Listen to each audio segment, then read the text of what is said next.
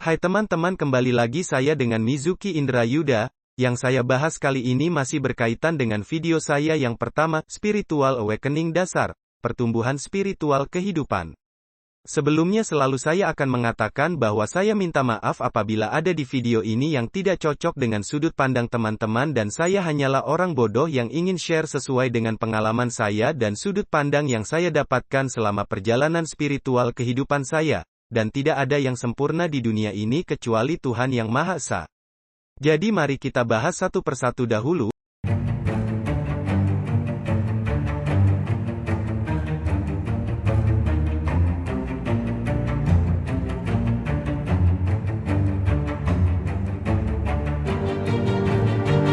Spiritual adalah diri kita sendiri dengan kehendak bebas yang akan tetapi harus berjalan di atas jalan yang sudah ditentukan dan yang akan ditentukan. Jadi kawan-kawan, di sini kita harus mempunyai prinsip ke diri kita sendiri.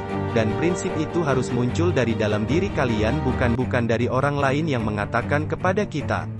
Di sini yang saya maksud dengan orang lain mengatakan, adalah orang-orang yang dengan langsung menyuruh kita menjiplak apa yang ada di pemikiran orang tersebut. Jangan ya kawan-kawan, karena orang yang seperti itu kita kena pengertian dia dalam hal spiritual, apakah dia itu seorang spiritual, dan juga unsur kepentingannya? Bahaya loh teman-teman apabila kamu begitu saja menelan perkataan orang tanpa kamu sendiri memfilter dahulu di jiwamu dan kesadaran logika. Dalam hal spiritual, orang lain tidak mempunyai hak untuk mengatur kita untuk harus berbuat seperti apa, tetapi hanya memberikan masukan dan jangan sampai keseharian kita diatur dari A sampai Z. Percaya sama saya karena pengalaman saya dan saya sudah mengalami itu. Bahkan posisi hidup dan bernafas saya, seolah-olah diatur dan juga dengan siapa saya bisa berjodoh pun harus ditentukan dengan alih-alih suatu keyakinan. Aturan-aturan yang mungkin adalah karangan orang saja. Kasihan hidup Anda seperti itu, tidak ada kebebasan dan justru semakin terikat ke dalam kubangan lumpur yang isinya penuh dengan ketakutan dan penyesalan, sehingga tanpa kita sadari berakibat ingin menarik orang lain selain kita agar sama-sama menderitanya dengan kita di dalam kubangan gelap ini. Jangan bohong deh hehehe, mari kita buang ego dan munafik kita dan coba pikirkan apa yang saya bilang ini ada benar bukan? Sudah banyak terjadi di dalam kehidupan kita. Ingat kembali tujuan kita bersama teman-teman, yang dimana kita melakukan sesuatu harus didasari dengan suatu kebahagiaan, kedamaian, dan ketenangan batin, yang dimana tentu tidak boleh melenceng dari perbuatan kebaikan, cinta kasih, dan kebijaksanaan. Pada dasarnya kita diberikan kehendak bebas dan harus berjalan sesuai dengan yang sudah ditentukan dan akan ditentukan. Jadi lumayan jelas ya, maksud dari spiritual adalah diri kita dan kehendak bebas. Nah sekarang saya akan menjelaskan tentang maksud dari yang sudah ditentukan dan akan ditentukan. Hal pertama yang harus saya bahas sebelum kita menjabarkan pendapat saya di atas adalah mari kita berpikir sejenak dan mengingat kembali pengalaman hidup Anda dari saat kecil hingga detik ini Anda menonton YouTube saya. Lakukan kembali berulang-ulang walau sudah tidak menonton video saya ini. Lihatlah kembali yang paling awal yang Anda bisa ingat di mana saat Anda kecil, dari orang tua berasal dari mana, kehidupan apa saja yang sudah Anda alami, bagaimana keadaan ekonomi keluarga Anda saat itu sampai Anda berada sekarang, pengalaman baik dan buruk yang Anda terima selama hidup Anda, bahkan apakah Anda sudah mengingat kembali hal-hal yang menurut Anda sudah sangat tabu untuk Anda ungkapkan dari mulut Anda, bahkan yang ke orang terdekat dan terpercaya sekalipun Anda tidak akan katakan, hehe jangan munafik ya Gus. Setiap orang punya hal-hal tabu dalam hidupnya dan itulah justru salah satu kunci jawaban Anda akan keluar dari dalam kubangan gelap ini, namun tidak perlu kamu ungkapkan keluar. Cukup dalam hatimu kamu sadari saja ya. Nah kalau kalian sudah mengikuti saya sampai di sini pasti sudah ada memori atau ingatan yang tiba-tiba keluar dalam rekam jejak hidup kalian. Itulah perjalanan hidup kalian yang sebenarnya yang sudah ditentukan dan kalian harus sadari itu dengan penuh hikmat dan hayati ya kesalahan yang sudah kita perbuat itu Gus.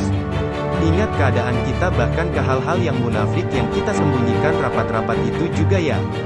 Tidak perlu kalian berkecil hati karena itu kalian ungkapkan di dalam diri kalian atau lebih jelasnya adalah kalian mengungkapkan kebenaran diri kalian yang sebenarnya kepada jiwa atau diri kalian sendiri. Dan di saat kalian ungkapkan itu ke diri kalian sendiri sebenarnya kalian sudah mengungkapkan perbuatan kalian kepada Tuhan langsung. Kenapa saya bisa bilang seperti itu? Karena kalau kita berdoa dalam diri, kita pasti kita berbicara dalam hati yang paling dalam. Makanya ada dalam suatu istilah di mana jiwa kita ini adalah percikan terkecil dari Tuhan dan suatu saat akan kembali bersatu dengannya.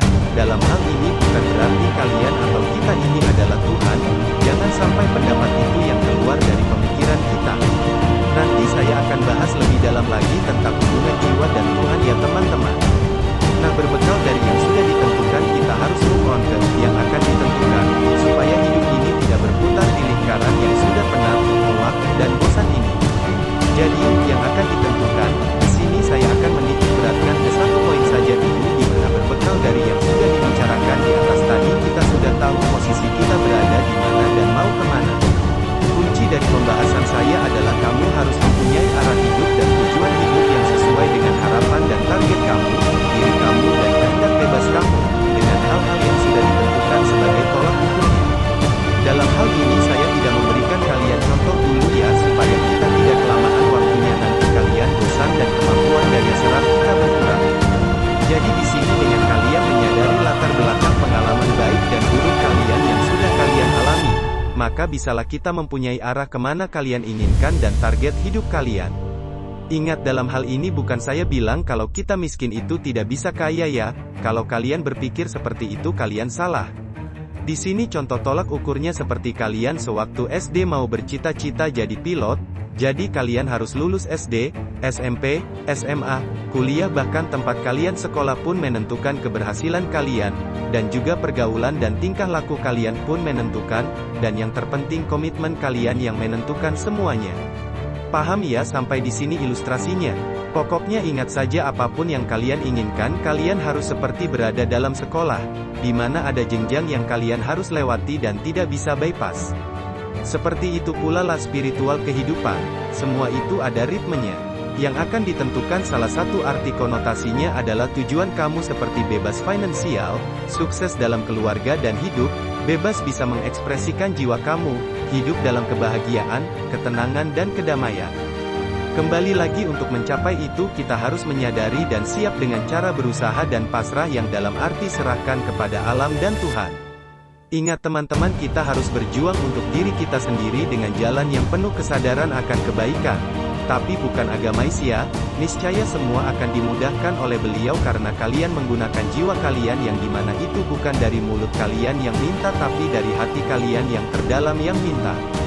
Jadi kita harus memahami semua ini, karena ini sangat krusial untuk dasar pemahaman kita dalam spiritual. Spiritual apapun itu kalau dasarnya kita tidak pahami maka sia-sia semua hal, dan harus kembali lagi ke awal, berat Gus. Sekian dulu untuk topik saya kali ini supaya kita lebih mengerti dan memahami dulu penjelasan yang saya berikan.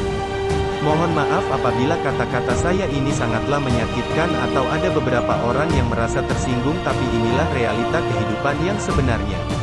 Ya enggak, tapi kalau yang sedang berada dalam hal yang pernah saya ungkapkan di 10 keadaan dalam video saya yang sebelumnya, mungkin banyak yang setuju dengan saya.